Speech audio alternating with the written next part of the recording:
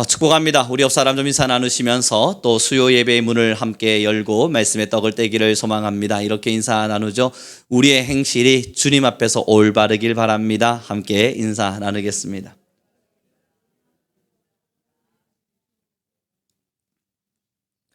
여러분, 요즘 우리 교회에서 계속되고 있는 설교의 테마라고 말할까요? 주제가 무엇인지는 이미 이제는 잘 아시리라 생각합니다. 결국은 믿음은 행동하는 것이다. 그래서 우리는 몇 달의 시간 동안 끊임없이 행동과 실천, 살아감과 삶이라고 하는 것에 집중하며 말씀을 나눠가고 있습니다. 여러분, 마태복음 5장부터 7장 전반적으로 흐르는 모든 내용이 산상수훈이라 그랬습니다. 예수님의 설교였죠. 그리고 우리는 저번 주까지를 통해서 마태복음 5장에 빛과 소금이라고 하는 말씀, 그래서 우리는 예수님께서 선택하신 빛이요 소금입니다 라고 하는 말씀을 나누었습니다. 여러분, 그리고 나서 나오는 그 성경 말씀을 보면요, 5장 후반절부터 6장, 7장에 이르기까지 우리가 시간 관계상 다 읽어보지 못했고요, 이것을 설교로 주제로 선정하지도 못했습니다. 왜냐하면 이것을 설교로 주제로 선정하는 순간 아마 제가 은퇴하기 직전까지는 마태복음이 끝날 리가 없을 것 같습니다.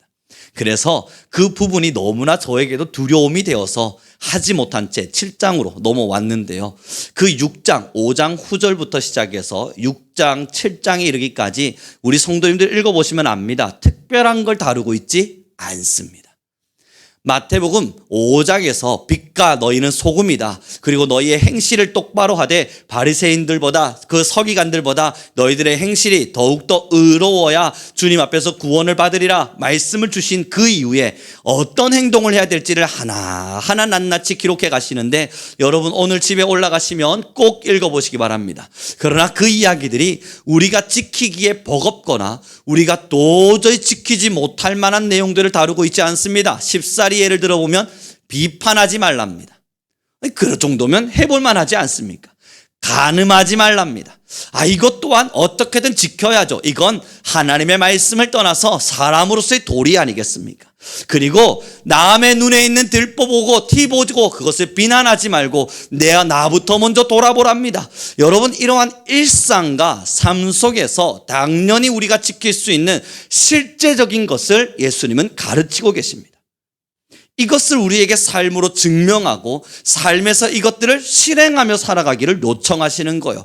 그리고 나서 오늘 이 본문으로 결론을 지으시는 겁니다. 여러분, 13절, 14절의 말씀입니다. 같이 읽겠습니다. 시작.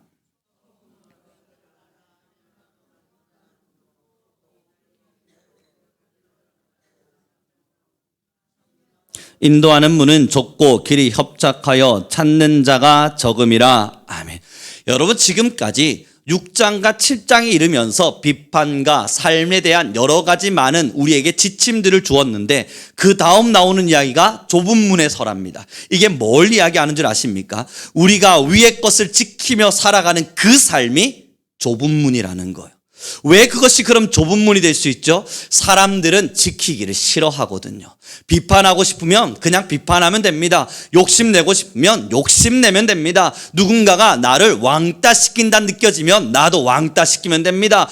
누군가가 나를 미워한다 느껴지면 나도 미워하면 그만입니다. 누군가가 나에게 시기와 질투를 준다 생각하면 나도 같이 시기와 질투를 주면 됩니다. 여러분, 이것이 세상이 살아가는 법칙입니다. 그런데 성경은 좁은 문이라고 하는 단어를 이야기하고는 세상을 거슬러 살아갈 그 하나님의 사람들을 찾고 있는 겁니다. 내 것이 없는데 더 없는 자를 위해 나눠줄 수 있는 용기가 있는 자가 누구죠? 나도 아픈데 더 아픈 자를 위하여 울어주시는 사람은 누구죠? 나도 지금 비난받고 있는데, 비판받고 있는데 내 마음으로는 충분히 비판할 만한 일들이 너무나 많은데 입을 다물고 하나님, 내 눈에 티를 먼저 보겠습니다. 아니, 내 눈에 들보를 먼저 보겠습니다. 자기를 스스로 돌아볼 줄 아는 자가 누구죠? 누군가가 잘못했다 말하기 전에 내가 먼저 잘못한 것은 없는가, 나를 돌아볼 수 있는 사람은 과연 누구이고, 누군가가 나를 미워한다 말하기 전에 내가 미움받을 짓을 하진 않았나, 나를 살펴보시는 자가 누구죠? 여러분, 세상은 지금 단 한 번도 그렇게 돌아가 본 적이 없습니다. 내 땅을 뺐으면 나도 뺐고, 나를 괴롭히면 나도 괴롭히고, 나를 짓밟으면 나도 일어나서 짓밟으며 사는 것, 이것이 세상의 법칙이었습니다. 우리 예수님은 그리스도인들에게서 이 삶과 반대되는 진정한 삶을 살아주기를 요청하고 있는 겁니다. 그래서 좁은 문의 이야기가 나온 이후에 여러분 놀라운 말씀이 있죠. 15절부터 긴 구절일 수 있지만 20절 천천히 다시 한 번 더 읽어가겠습니다. 같이 읽겠습니다. 시작. 너희에게 나오나 속에는 노략질하는 일이라. 그들의 열매로 그들을 알지니 가시나무에서 포도를 또는 엉겅퀴에서 무화과를 따겠느냐. 이와 같이 좋은 나무마다 아름다운 열매를 맺고 못된 나무가 나쁜 열매를 맺나니 좋은 나무가 나쁜 열매를 맺을 수 없고 못된 나무가 아름다운 열매를 맺을 수 없느니라. 아름다운 열매를 맺지 아니하는 나무마다 찍혀 불에 던져지느니라. 이러므로 그들의 열매로 그들을 알리라. 그들의 열매가 뭐냐고요? 삶이에요. 그들의 열매가 뭐냐고요? 우리의 언어예요. 그들의 열매가 뭐냐고요? 우리의 행동입니다. 거짓말하기를 일삼고 누군가를 비난하기를 좋아하고 누군가를 향하여 삿대질하고 거짓말하여 모략하고 그를 향하여 험담하기를 좋아하는 사람, 그 열매로 그를 알랍니다. 왜냐고요? 마음에 성령이 있는데 어찌 이 성령의 마음에서 거짓말이 쏟아지겠습니까?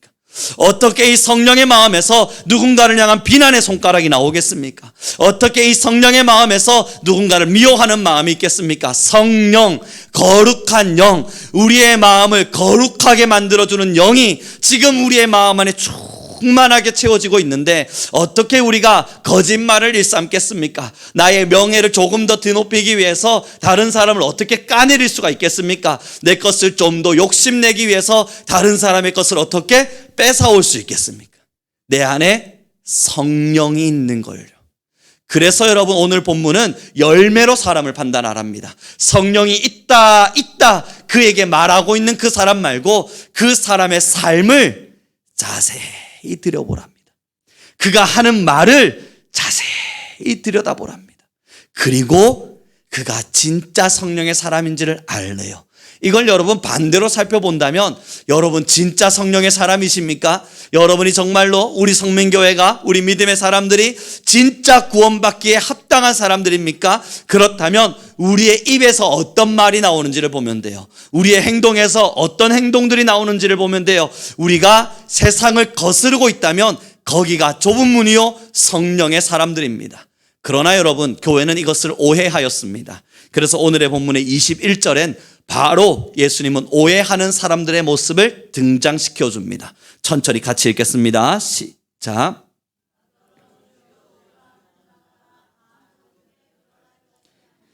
다만 하늘에 계신 내 아버지의 뜻대로 행하는 자라야 들어가리라. 여기까지만 보죠. 여러분 21절에 뭐라 이야기합니까? 주여 주여 한답니다. 안 하지 않잖아요. 매 예배 때마다 앉아서 주여 주여 한답니다. 매 기도의 시간마다 앉아서 주여 주여 한답니다. 그러나 그들마다 천국에 다 들어가는 건 아니랍니다. 주여 주여 한다고 하여서 천국에 들어갈 수 있는 게 아니랍니다. 그리고 천국에 들어갈 수 있는 자가 누구냐 물어보았더니 아버지의 뜻대로 행하는 자래요.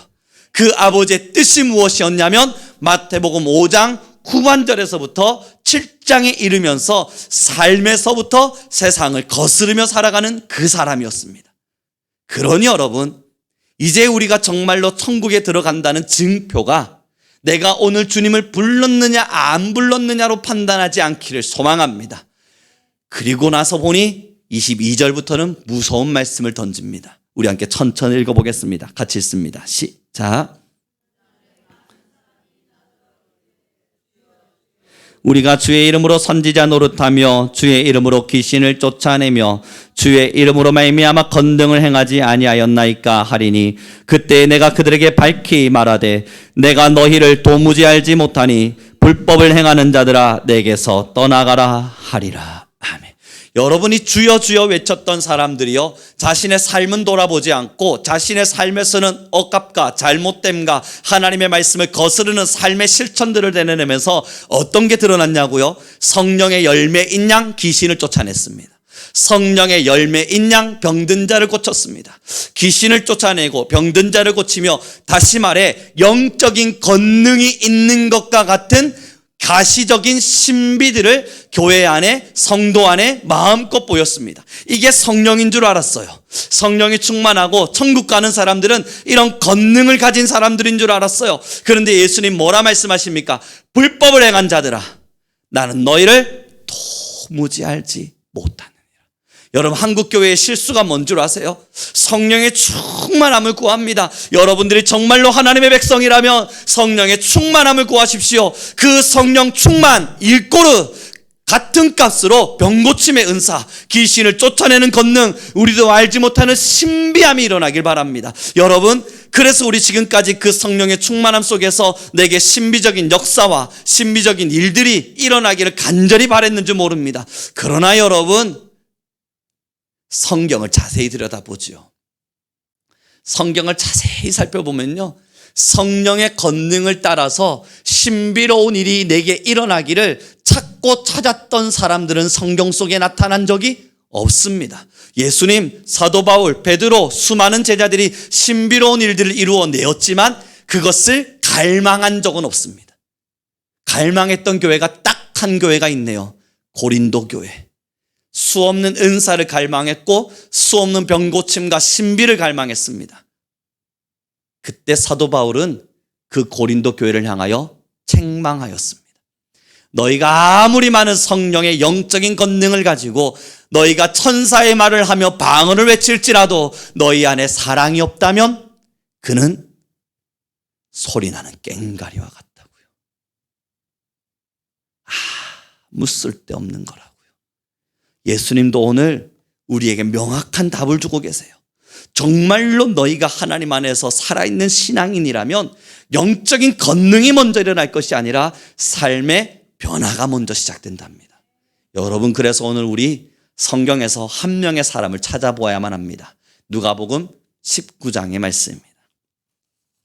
누가복음 19장 1절부터의 말씀을 우리 천천히 함께 읽어보기로 합니다. 잘 아는 사람입니다. 삭개오지요. 여러분 PPT 화면을 보면서 우리 살펴보겠습니다. 19장 1절입니다. 같이 읽겠습니다. 시작. 예수께서 여리고로 들어가 지나가시더라. 삭개오라 이름하는 자가 있으니 세리장이요 또한 부자라. 그가 예수께서 어떠한 사람인가 하여 보고자 하되 키가 작고 사람이 많아 할 수 없어 앞으로 달려가서 보기 위하여 돌무화과 나무에 올라가니 이는 예수께서 그리로 지나가시게 되미로라. 예수께서 그곳에 이르사 쳐다보시고 이르시되 삭개오야 속히 내려오라. 내가 오늘 내 집에 유하여야 하겠다 하시니 급히 내려와 즐거워하며 영접하거늘 무사람이 보고 수군거려 이르되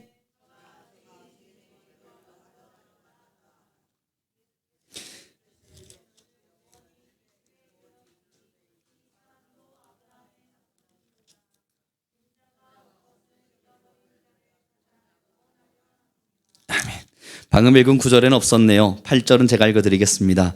삭개오가 서서 주께 여짜오되 주여 보시옵소서 내 소유의 절반을 가난한 자들에게 주겠사오며 만일 누구의 것을 속여 빼앗은 일이 있으면 내 갑절이나 갚겠나이다. 예수께서 이르시되 오늘 구원이 이 집에 이르렀으니 이 사람도 아브라함의 자손이미로다. 여러분, 예수님이요 이 9절 말씀을 자세히 보세요. 삭개오에게 너의 집에 구원이 이르렀다 이야기합니다. 다시 말해보면 영적인 구원이 일어났다. 천국 백성이 되었음을 이야기해요. 아브라함의 자손이 되었다 말하는 것은 너는 이제 천국의 자녀가 되었다 선포하시는 거예요. 여러분, 어떤 일이 일어났죠? 갑자기 삭개오가 하나님의 은사를 받아서 그곳에 있는 많은 사람들에게 손을 얹고 병을 고쳤습니까? 아니요. 예수님이 오라 말하니 급히 내려와 예수님을 영접했습니다. 예수님을 영접하자 어떤 일이 일어납니까? 내 것이라 여겼던 내 삶의 소유를 절반을 가난한 자들에게 나누어 주며 혹은 또 내가 누군가의 것을 빼앗는 일이 있다면 4배나 갚겠습니다. 여러분, 어떤 변화입니까? 삶이 변한 거라고요. 지금 이 삭개오에겐 삶의 변화가 일어났어요. 원래 살던 삶의 형태와 전혀 다른 삶을 선택하고 그 삶을 살기로 결단한 거예요. 그랬더니 예수님이 하시는 이야기가 너의 집에 구원이 이르렀다. 여러분, 구원이 이르렀다는 것, 예수님 앞에서 우리가 정말 천국의 백성이 되었다는 것, 옛 습관 그대로 살아가면서 내가 기도하니까, 주여 주여 하니까, 내가 예배 빠지지 않으니까, 내가 찬양하니까, 나의 신앙의 공력이 50년, 40년, 100년이 되어가니까 나는 천국 백성 되었지. 아닙니다. 삶이 변하지 않는다면요, 내가 하는 언어가 변하지 않았다면요, 내가 어린 시절부터 살아왔던 습관이 변화되지 않았다면 우리는 주님을 영접하지 않은 겁니다. 여러분, 이 마음의 성전이 예수님의 전이 된 거예요. 악한 영의 전이었던 우리가 예수님의 전으로 변화되어진 거예요. 예수님을 너무너무 만나고 싶었고, 그 예수님을 만나자 예수님이 내 마음 안에 들어온 거예요. 어떤 변화가 일어나죠? 내 삶에 매일매일 일어나던 작은 악한 일들이 변화되기 시작합니다. 그래서 여러분, 거짓말 맨날 하는 사람들이 예수님 만났는데도 여전히 거짓말을 해요. 우리는 물어야 돼요.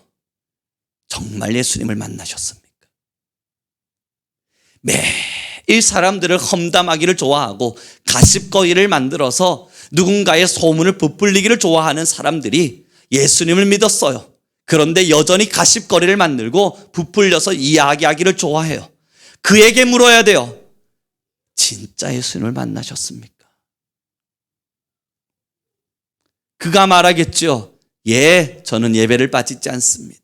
예, 저는 주여 주여 기도합니다. 제가 어느 날 기도했더니요, 하늘문이 열리는 이상한 권능을 마주했었습니다. 여러분, 다시 물어야 돼요. 열매로 그를 알지니 하나님은 주여 주여 부르고 권능과 은사가 나타나는 것을 바란 것이 아니라 우리의 삶이 변화되기를 원하셨습니다. 세상의 악한 문화와 거슬러 살아가는 진짜 주님의 사람들, 다시 말해서 에덴 동산에 창조되어졌던 그 인간의 본성, 하나님께서 보시기에 아름답다, 보시기에 참 좋았다 말씀하셨던 그 사람의 본래의 성품으로 회복하기 위하여 노력하는 그 삶의 열매가 드러나야만 합니다.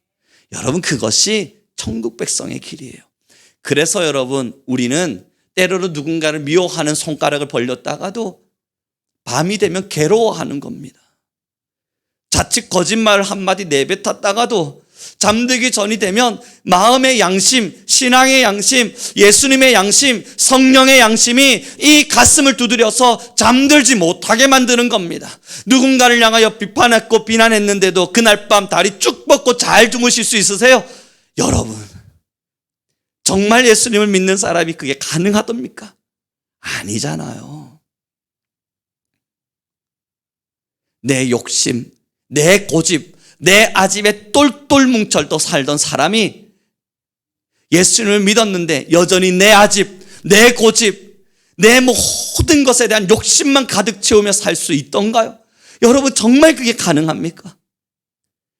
예수님 믿으면 불가능해요. 얼마나 불가능하냐고요? 100% 불가능해요. 이게 우리를 변화시켰다는 증명이 됩니다. 부족할 수는 있어요. 연약할 수도 있어요. 그래서 죄를 완벽히 이겨내지 못했기에 우리의 삶에 죄의 형태들이 드러날 때도 있어요. 그러나 확실한 증명 하나는 부끄러워합니다. 그래서 삭개오도 말한 겁니다. 혹여 내가 누군가의 것을 빼앗는 일이 있다면 그런 일이 일어날 수 있겠죠. 그렇다면 4배나 갚겠습니다.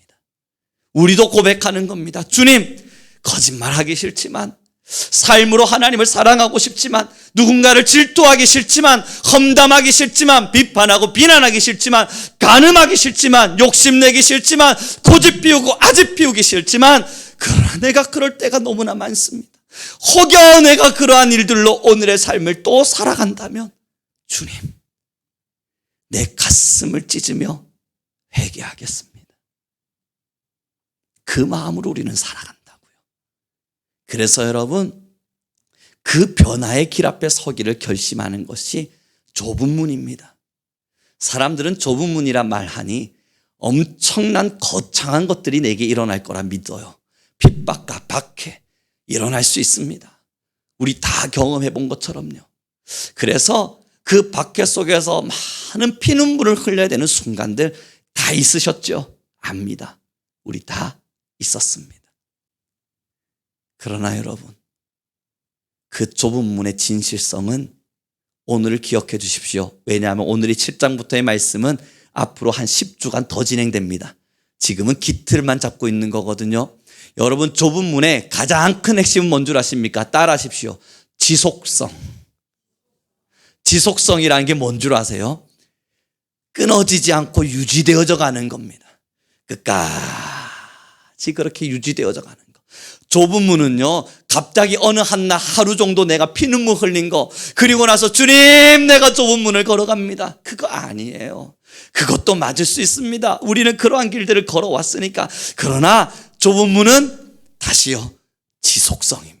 이게 뭘 의미하는가? 여러분, 다음 주 설교를 먼저 해버리면 제가 다음 주에 할 이야기가 없어집니다. 그러나 여러분 기억하십시오. 삶이 변하지 않으면 천국이 내 것이 될 리가 없습니다. 삶의 변화가 일어나지 않았다면 내겐 삶으로 드러나는 열매가 없습니다.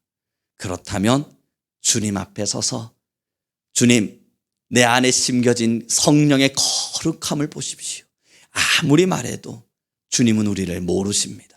그때 우리는 외칠 수 있습니다. 주님, 내가 주여 주여 하지 않았습니까? 예배하지 않았습니까? 주님, 나를 통하여 일어났던 권능들도 있지 않았습니까? 내가 손을 얹었더니 병 고침의 역사도 일어나지 않았습니까? 주여, 나의 수십 년의 시간 동안 쉬지 않고 이루어졌던 방언의 기도도 있지 않습니까? 그런데도 내가 주님을 정말 모르는 천국 백성이 아닙니까? 그때 주님 말씀하세요. 불법을 행했다고요. 왜 불법이냐고요? 삶은 전혀 바뀌지 않았으면서 다른 것만 행했으니까. 예수님을 믿는다면 열매를 맺어야 되고 삶이 변화돼야 되는 진짜 법이 있는데 이 법은 전혀 행하지 않으면서 다른 법만 행하니까요. 한국의 법이 정해져 있는데 한국을 살면서 미국 법만 따라가니까요. 그러니 불법만 행하는 거예요. 사랑하는 성도 여러분, 우리 옆 사람에게 이렇게 인사합시다. 삶이 변해갑시다. 여러분, 이게 얼마나 어려운 일인지 다 아시지 않습니까? 그래서 좁은 문입니다. 이제 좀 말씀을 정리해 가기를 원하는데요. 다음 주 여러분 잊지 말고 지속성 기억하고 오셔야 됩니다. 그래야 우리가 이어갈 수 있습니다. 그러나 여러분 기억하십시오. 삶의 변화가 얼마나 어려운지 여러분 아시죠? 많은 사람들은요, 기도해서 은사 받으라 그래요. 그래서 병 고치는 권능을 받으라 그래요. 여러분, 그거 뭐 그리 어렵습니까? 정말 예수님 믿으면 그게 안 일어납니까? 저는 확신해요. 예수님 믿는 사람 누구라도 예수님을 믿는 믿음 안에서 아픈 자를 위하여 기도하면 하나님이 반드시 낫게 하십니다. 하나님은 하나님의 뜻을 따라 낫게 하시는 권세도 있고 때로는 그 권능을 거두셔서 그에게 좀 더 아프게 하시는 일도 일어나기도 합니다. 그러니 병고침의 모든 역사의 일들은 하나님의 주권 안에 내버려 두죠. 그러나 여러분, 그건 하나도 어려운 일 아니잖아요. 뭐가 그리 어렵습니까? 방언기도 받는 게 어렵다고요? 여러분, 요즘은요 방언기도 학교도 있더라고요. 세상에 말도 안 되는 일들이니까요. 그 엄청나게 어마어마한 이단들을 절대 따라가지 마십시오. 그 방언기도 학교에서는 여러분 앉혀놓고 저 따라해 보세요. 아바바바바바, 아따따따따따. 여러분, 그거 하다 보면 방언이 갑자기 열린답니다. 장담하건대, 제 목회의 양심을 걸고 말하건대 거짓된 겁니다. 성경에 그런 방법들에 대해서는 어떤 것도 언급된 적 없어요. 성경에 언급되지 않은 방법이라면 우리가 따라갈 방법이 아닌 거예요. 여러분, 방언이 있습니다. 하나님께서는 방언을 주십니다. 그러나 그 모든 은사 받는 건 어려운 일이 아닙니다. 그게 뭐 그리 어렵습니까? 기도하니 방언 주시던데요. 기도하니 하나님께서 우리와 함께 하신다는 은사를 주시던데요. 여러분, 그게 정말 어려운 일입니까? 그것을 받은 것이 뭐 그리 대단한 일입니까? 하나도 대단하지 않아요. 자랑할 만한 것도 아니고 내세울 만한 것도 아니에요. 누군가가 은사 조금 받았다고, 속히 말하는 은사 말입니다. 소위 말하는 신비로운 은사 몇 개 말입니다. 그거 받았다고 자랑하거든 콧방귀 한번 껴주십시오. 얼토당토 않는 거예요. 별것도 아닌 거예요. 정말 부럽지도 않아요. 그들이 자랑하듯 말합니다. 부럽지 않냐고. 여러분, 제 목회 양심 걸고 정말로 말합니다. 1%도 부러워해 본 적이 없습니다. 단 한순간도 부러워해 보지 않았어요. 정말 예수님을 만나고 나서 진짜 어려운 게 뭐냐고요? 은사 받는 건 어렵지 않은데 절 바꾸는 게 어려웠어요. 여전히 못 바꾸겠어요. 지금도 이 삶에서 하나님의 말씀대로 순종하며 살려고 세상을 거스르는 거, 저의 자아를 거스르는 거, 저의 욕망을 거스르는 거, 저의 아집과 고집을 거스르는 거, 하나님의 말씀대로 살아보기 위해서 제 마음을 다스리는 거, 여러분 수십 년 신앙하고 있는데 아직도 어려워 죽겠습니다. 정말 환장하겠습니다. 이게 너무 안 돼요. 이쯤 되면 될 것 같은데요. 목사라는 직분 정도 받으면 될 줄 알았는데요. 수십 년 목회하면 잘할 줄 알았는데요. 안 돼요. 주님은 이렇게 어려운 좁은 문을 우리에게 부탁하신 거예요. 겨우 은사 몇 개 받는 걸로 성령이라고요. 다시 말씀드립니다. 콧방귀 한번 껴주십시오. 그러나 여러분 오해하지 마세요.